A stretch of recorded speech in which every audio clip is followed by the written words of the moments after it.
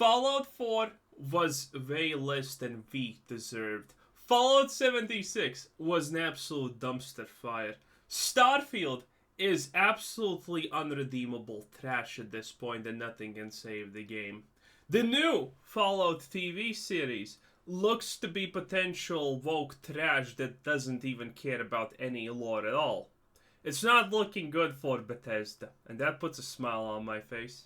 Back to the show, everyone. So, here's the deal. When's the last time that you actually left a review in Steam and then changed it? And have you even had a developer respond to you? It's something that sometimes happens with indie games, sometimes totally reasonable, sometimes you do get the odd unhinged meltdown, which at least is always funny to watch. This time, though, it's Bethesda. Yes, because it turns Yeah, we saw this. out a viral post from a Fallout YouTuber called Juicehead has spotted Bethesda developer accounts on Steam actually responding to negative Starfield. Yeah, we know Juicehead. He's slowly seeing the light that Bethesda is garbage and there's no reason to defend Fallout. Because let's be real, with all the recent disasters that Bethesda has done, people honestly are not excited for Elder Scrolls 6. A lot of people are disillusioned with the game. It's not gonna be good. Because it's gonna use the same engine as Starfield.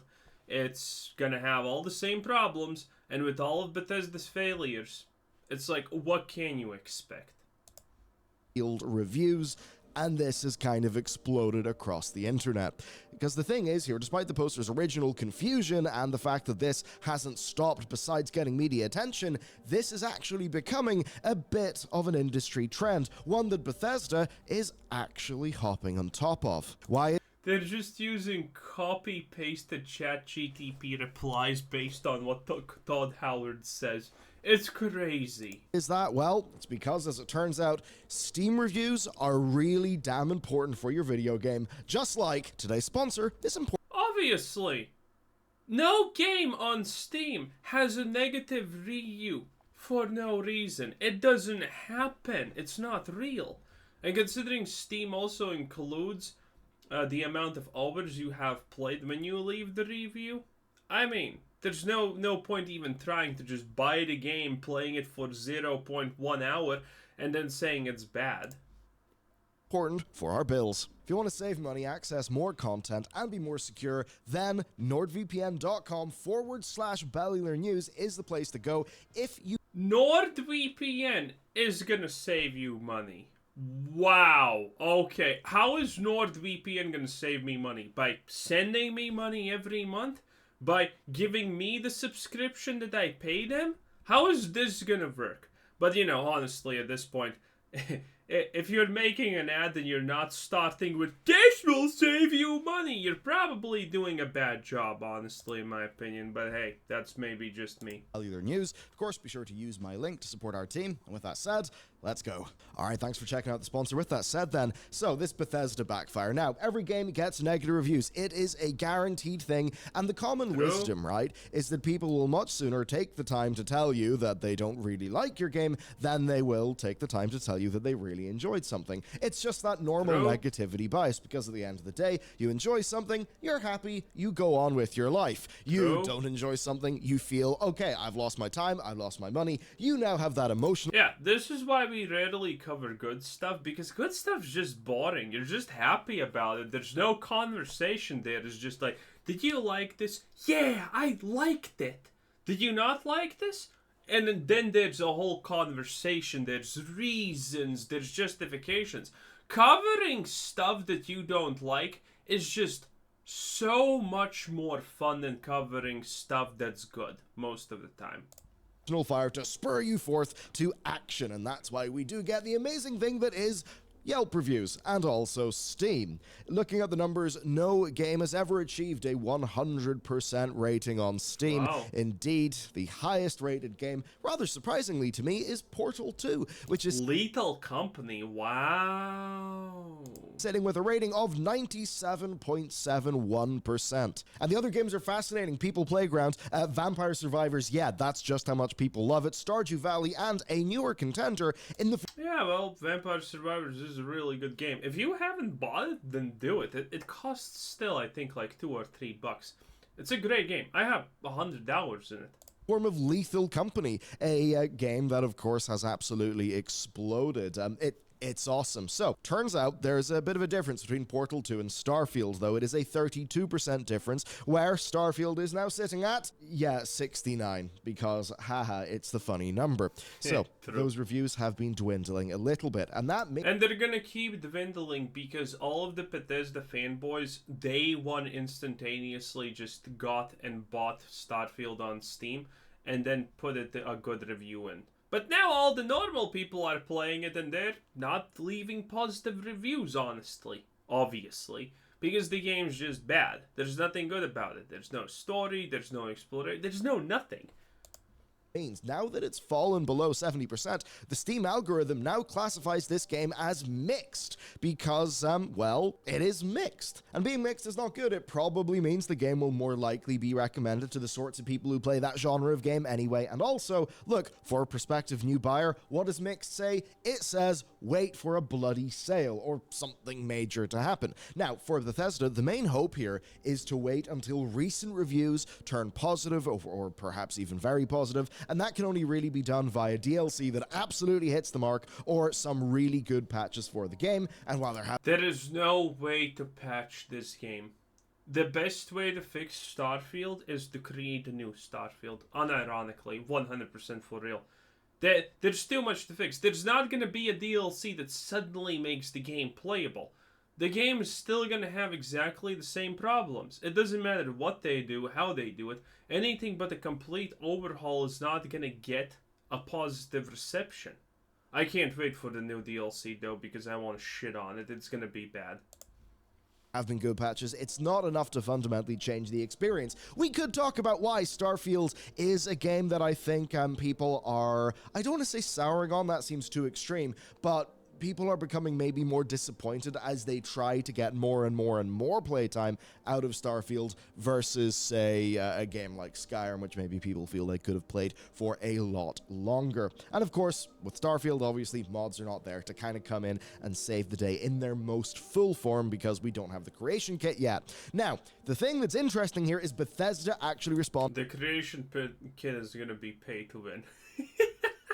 to their reviews. And of course, for reviews, we've got three main buckets. Number one, funny reviews. Number two, emotional disconnect, where people are not getting the thing that they were sort of expecting, be it quality, be it the type of game, and also technical issues. Now, that first one of funny memes, there is basically nothing you can do about that as a developer other than be a bit less memeable, which, as it turns out, is bloody hard.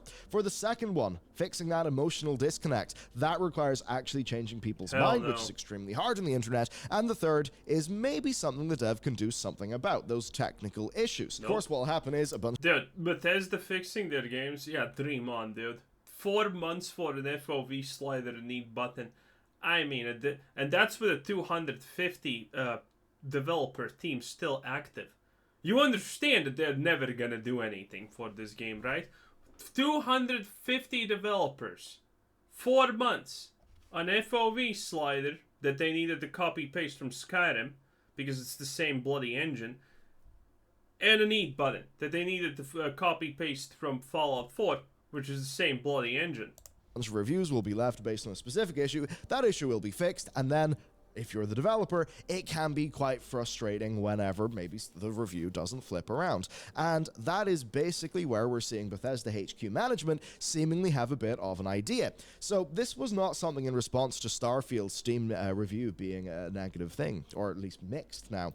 This is actually something that Bethesda have been doing, and I think it's only really being noted by the internet. They've been doing this since the days of Fallout 76. And here is the thought. What if they took some of the most... Oh yeah, I think I remember something about that in Fallout 76. Man, the world's wild, huh? Common issues and critiques from reviews and comments, they then wrote a script for their own staff to sort of work off, and then got those staff to respond to reviews on Steam in the hope that either it would solve the problem or perhaps maybe get somebody to flip their review from negative to positive. Will it help everybody? No. Could it cause some people to change their mind and be able to enjoy the game again? Perhaps. No. And could it flip a negative into a positive? Well, they would... Do you even see anywhere on Steam that someone has replied to your judgment of a game? Like, is that even a thing? Hope so. Thing is, this is all rather theoretical, and it's where I've got a rather hilarious example from our own game release, where we got a negative review. I believe it was because of some technical issues. We then went and we fixed the technical issue, and then we actually saw a Metacritic user review from the same username that said, oh yeah, I left a Steam negative review, but I'm leaving a positive Metacritic user review here because they fixed the problem, which of course is really cool. I'm happy that we fixed the problem. The person that had a good... What kind of person do you need to be to leave a negative review, then someone fixes your issue and you go on a different site to rate it more positively because you feel indebted to that? How much of an NPC can you even be, honestly, at that point? Good experience of the game, but ultimately, when you are thinking about the Steam algorithm, you're like, what about the Steam review, though? Because that's the only one that matters. Actually, Steam reviews are sort of the only one that matters. Certainly our experience talking with our publisher, a fellow traveler, who we had a fantastic relationship with as a publisher, they basically said, look, the thing that matters is your Steam score and if this game is good. So for us, we ended up delaying versus some initial plans, and it was entirely supported by our publisher because we wanted to tighten some things up so we could get a better review score. That is how much these review scores actually matter. Now, for Bethesda, flipping enough reviews to actually make a difference could be a little bit of a challenge because currently they have 80,000 reviews and 24,000 of them are negative, which certainly means that for Bethesda to actually do something here, they need a policy that they can implement at scale, because it's not like one person is just going to sit down and write thousands and thousands and thousands of bespoke replies. And this is how we get these viral tweets where Bethesda appears to be telling people that the game isn't boring when you can stand on an empty planet, because that empty planet exists to give you a sense of scale and wonder. Dude, this is literally, by the way, what Todd Howard said. The funny thing about these replies is that they are Todd Howard copy-pastes. Dude, this is incredible, honestly. Now, in a way, there is a kernel of a good idea in here, maybe offering a fresh perspective to make people think, oh, this random part of a world isn't supposed to have anything on it, and that... No, not really. This is honestly the most horrible thing you can do. Let me explain how humans work on a fundamental psychological level. If things good, we overlook every flaw in it. We overlook the majority of flaws. If you drink water and water suddenly turns into steam and you spit it out, but that's supposed to be a realistic survival game, you're not even going to comment about that, even though it's insane and completely out of touch and character and should not be there.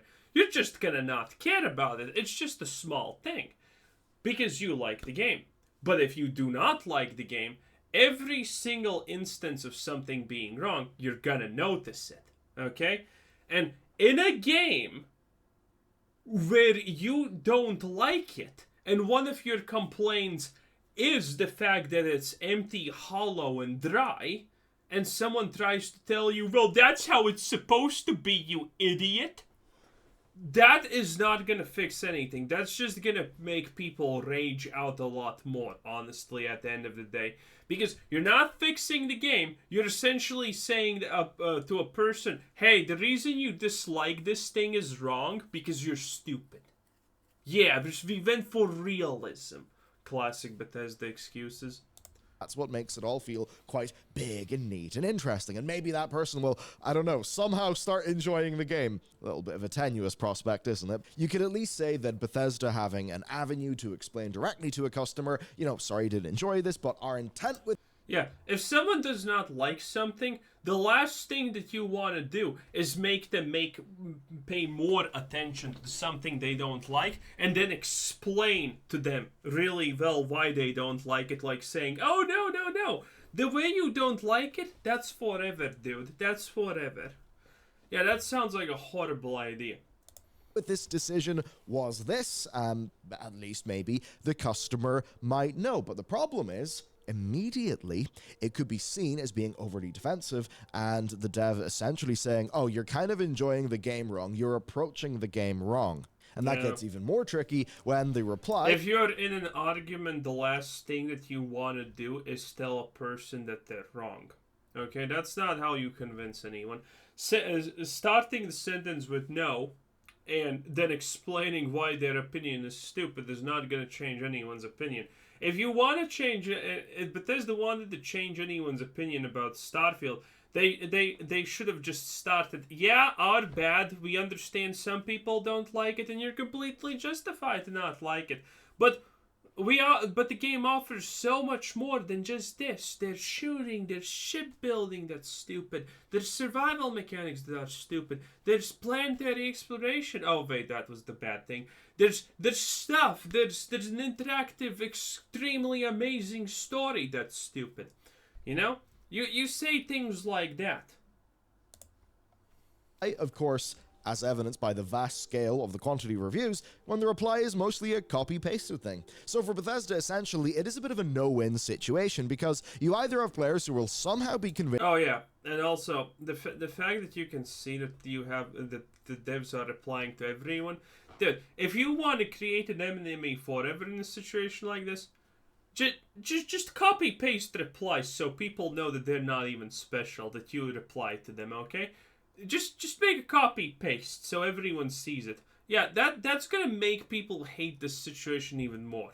Beautiful, Bethesda. Incompetency at its finest. To change their feelings about core concepts and limitations in the game, or Bethesda to change the core concepts and limitations of the game. Yeah, both of those are actually pretty damn hard. Now, this model for community interaction, it does kind of work when you're explaining to people how to get through the opening hours of Fallout 76, maybe updating them on some changes that have been made as a result of patches, or advising some workarounds. But it doesn't work on emotions, and it certainly doesn't work on scale. As an example, that whole thing about the planets being boring, there's actually an amazing example, and I forget exactly who the YouTuber was, but they basically said, I felt quite burned by big-scale games when I looked at Starfield, and then I saw the recent Star Citizen trailer, and their mind was kind of blown. And if you want the uber quick TLDR there, Star Citizen had a trailer that shows off, basically in one very long shot, the capabilities of their engine, because all of the things, essentially, that Starfield kind of wishes it could do, Star Citizen actually does. So in Star Citizen, the scale of those planets is very real. You can fly around to all different parts of a planet without any form of loading screen. No, it's just the fact it looks good. The Star Citizen thing looks good, okay? Compared to Bethesda's garbage. It's just so simple. It doesn't matter why it's good. As long as it's good, people are not going to care about the issues. As long as it's bad, people are going to search for the issues. Human stuff. Because genuinely their technology is extremely impressive. Now, that's a case where in both games our planets like broadly quite, you know, barren and devoid of stuff. Yes, in fact, in Star Citizen, the planets are even more barren because you don't have some sort of Bethesda, you know, Radiant quests from Skyrim. You don't have that just kind of generically putting some filler there. That means that the places in Star Citizen, like they do, feel truly barren. But the reason why that ends up working is because the entire thing is so completely free for exploration without any form of loading screen or anything like that. The problem with Bethesda is they're trying to give you that massive sense of scale and wonder. However, that massive sense of scale and wonder, where, you know, the things that are going on in a world are juxtaposed by the world being at some form of believable scale. Oh, they're traveling at the speed of light, I think? No, they're not. What was the speed of light? I forgot. But I'm looking at the distance covered thing. And yeah, this is still our own galaxy, right? No, this is still our own solar system, I think. This is probably like Venus or Mars. No, this is Venus, maybe. That basically falls to pieces when you have that. Admittedly, a part of the ring's missing. Yeah, the moon of Cross. Many no, it is something random.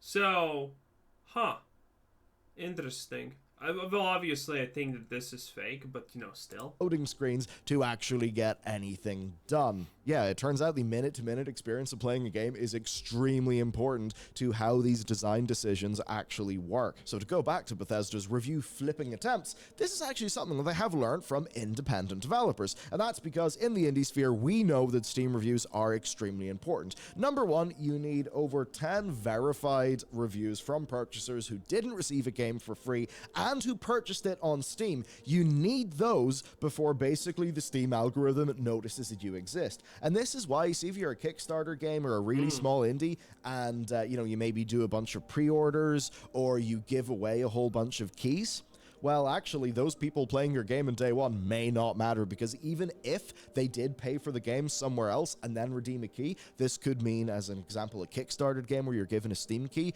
your review will be algorithmically irrelevant, because the only thing that Steam's algorithm cares about, of course, is the thing it can literally verify the authenticity of, which is somebody buying a game on Steam, playing it, and then doing their review.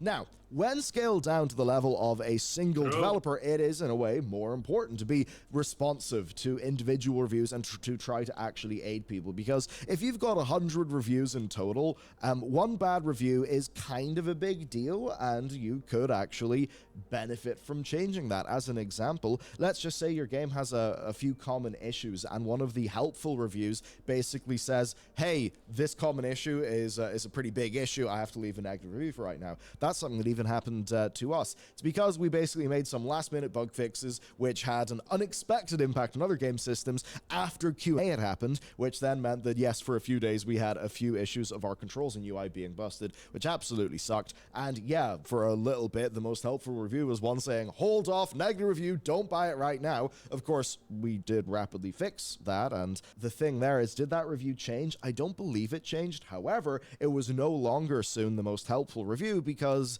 those technical issues had been resolved, and in one of those cases, I did actually leave a response saying, hey, thanks, we're looking into it, and this is what's up. And this is where I'm going to hop over to an awesome video game called Gloomwood. If you enjoy immersive sims, it's one I would totally recommend that you check out. Came out last year, of course, in early access, the 6th of September, and basically, it's an amazing immersive sim. Looking at it, though, this looks like, what's the game called where you're in a city and you need to survive and find food and stuff? I don't remember what it's called, but this kind of looks like it. Take a look at those graphics. So if you're enjoying some of that like older era video games and immersive sims, Gloomwood is totally one that you should check out. And you can see in terms of its reviews, very positive overall, 94% and 98%. I mean, yeah, look at it. This looks, the graphics here look worse than something like, I don't know, Legacy of Kain, some games, you know? But you can tell it's good. You can tell it's good, even though the graphics are horrible, but you can already tell it's good. An immersive sims. Crazy, Gloomwood is, in terms of its reviews, very positive overall, 94%, and 98% of recent reviews being overwhelmingly positive. This is, by the way, an absolute achievement for this dev, and they've recently been talking about how actually they do this. Yep, we've been doing this for a few years now. A lot of people will flip their review if you reach out and let them know you're working on an issue or helping them resolve a bug. It makes a big difference when it comes to the algorithm, actually. For Gloomwood in oh, yeah. Yeah. Imagine someone suddenly cares about you. As a man, that's absolutely unacceptable on multiple subconscious levels. And a game developer does that for you. They don't blame you for not liking the game. They say, we're fixing your stuff. Your issue, it matters to us. You're probably breaking down in tears. Suddenly your life has meaning. Yeah, obviously people are gonna flip their review if you do it that way. Particular, flipping reviews is... Dude, you know how game devs for their, loot boxes and whatnot are employing psychologists to, create the most addictive stuff? Sooner or later, they're going to figure out that you can employ psychologists that just explain to you how to manipulate these people to make them rethink what they have done in their review and why they don't like the game and just rate it positively. That's also going to happen at some point, probably. Because, well, actually, that doesn't even need to happen because this is very, very basic stuff. This is Psychology 101, essentially. Is kind of important because we're right at the edge of overwhelmingly positive, so one negative always pushes it out of what is the best-selling bracket, and often it's just someone like, I hit a bug, and then we're able to fix it. And that's something that's absolutely the case for us as well. And to try to get around some of this, one thing that we did is have a demo, because I would rather you try our game for free, decide you don't like it, and therefore don't buy it and then don't have a bad time and leave a negative review, because that negative review won't be good, and the demo means people at zero cost can work out if a game is actually for them. That's why we have a demo, and that's why it's a fairly generous demo. And then as for our recent reviews, right now we're actually very lucky. 97% of 67 reviews were positive. Now that this basically is actually not enough literal reviews. I believe you need to have over 100 in the last 30 days to get overwhelming, even though 95% is the boundary for overwhelming. But certainly for a dev like them and also a dev like us, one thing that will really matter for our performance when it comes to sales, trying to activate some of our wish lists. Okay. Stop talking about your game. No one gives a shit. Yes, it took a while for it to overcome a lot of bad stuff with its overall reviews because the launch was so disastrous, but they were able to get loads of gains within recent... No Man's Sky, Cyberpunk, and Cyberpunk before 2.0 hit and before Phantom Liberty hit. So, No Man's Sky, Cyberpunk, and there was one more game. That really hugely... Oh yeah. Last Epoch benefited because Diablo 4 was so bad on release that a lot of people started playing it. And, well, No Man's Sky and Cyberpunk benefited hugely. I think there was one more game that I'm missing. Hugely because of Starfield's absolute disaster. Because a lot of people who played Starfield and found it an absolute disaster, they wanted different things out of the game. Some people wanted a futuristic setting where they can do stuff, and that was Cyberpunk, so they tried Cyberpunk. And the other wanted a space exploration game, so they went to No Man's Sky. Now, admittedly, these games are good on their own, and, you know, Cyberpunk would have gotten a lot of people playing it on Phantom Liberty anyway, but their current success is so hugely boosted by Bethesda's failure with Starfield, because Bethesda is one of those companies that most gamers know about. Their games are highly anticipated, especially after Skyrim's success. Even though I personally don't think Skyrim's that good of a game, but you know, a lot of people don't think Skyrim's like a 10 out of 10. Skyrim's like an easy 7 out of 10 or 6 out of 10. It's pretty well nowadays. It's kind of more bland, but you know, still a success.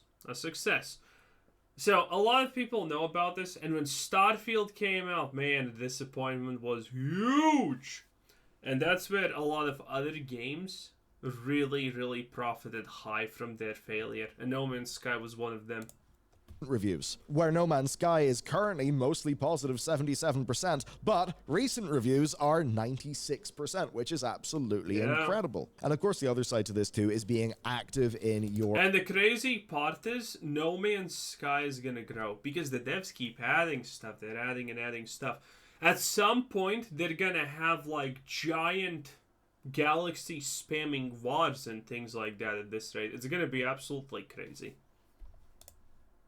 Or own Steam Community Hub, because you can get so much amazing work done with your community there. Truly is awesome. It's one of those cases, you may just think, oh, devs say that because they want the community to think that they listen. No, for us, like, what it actually meant is we could see some things, immediately fix them, and it was because the Steam community was that good, and a few folks in Discord, that stuff was able to be so good. That is why Steam is so damn important, and developers really need to use it as a resource. And now it's why we see these AAA companies actually deciding, hang on, maybe we should engage in Steam a little bit more, which of course can lead to interesting community issues, as say the Creative Assembly has recently found out. We saw another great example from the El Paso Somewhere devs. Now, El Paso Somewhere came out recently. Imagine you get a bunch of Max Payne, and then you change up the aesthetic, you give it some wow, that is spooky elements, Payne, huh? And it's a pretty damn awesome game. So Zalavir, dude, the slide mechanic, the jump and slow down bullet time mechanic, yeah, this is Max Payne to the max. Nelson was talking next. It's actually one of the few mechanisms we have for pushing back against toxic / Oh, this is this guy, huh?